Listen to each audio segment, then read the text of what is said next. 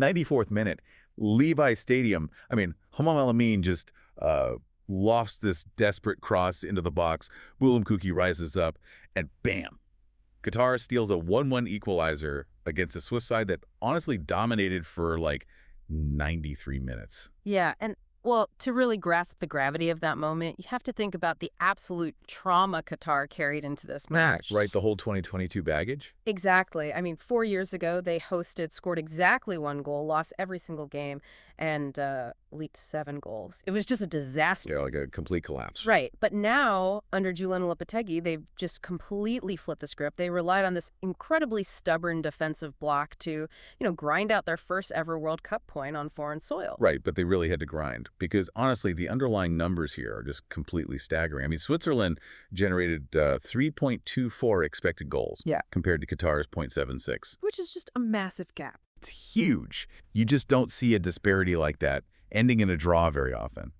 Breel Embolo buries that 17th minute penalty, and you think the floodgates are open.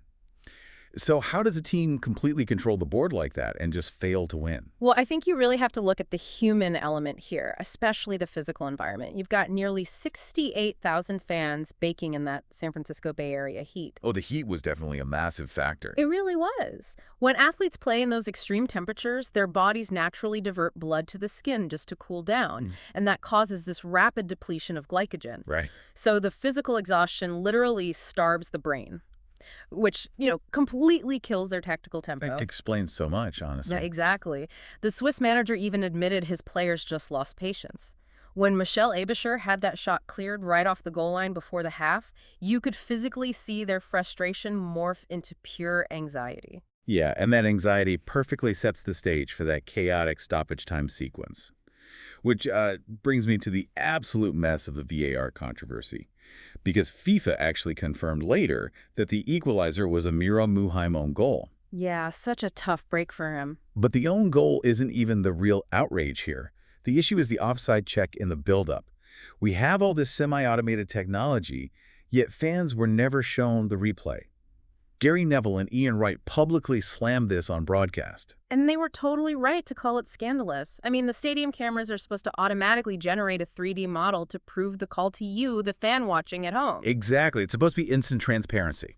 But when the system just completely fails to interface with the television feed during a tournament-defining moment, it destroys public trust. It leaves you totally in the dark. It really does. And that is a major transparency problem that could easily become the defining nightmare of this 2026 tournament. Well, it certainly defined Group E, because right now that group is in total chaos. After round 1, Canada, Bosnia and Herzegovina, Qatar, and Switzerland are all deadlocked on exactly 1 point. It's completely wide open now. It really is. So looking ahead to the June 18th clashes, I'm giving Switzerland a 6 out of 10. Good tactical setup, but, massive wastefulness. I predict they recover and edge out Bosnia. For Qatar, I'll give them an 8 for perfectly executing Lopetegui's survival plan. I think they'll actually frustrate Canada into a draw. I'm going to be a bit harsher. I give Switzerland a 5. You simply cannot generate over 3 expected goals and only score a penalty. I actually think Bosnia will punish them if they have another mental collapse. Oh, wow. Going for the upset. Yeah, I am. And for Qatar, I'll give them a 7. The defensive block is real, but they were running on fumes by the end. I predict Canada's sheer pace will just break them down. Fair enough. It's going to be a fascinating watch.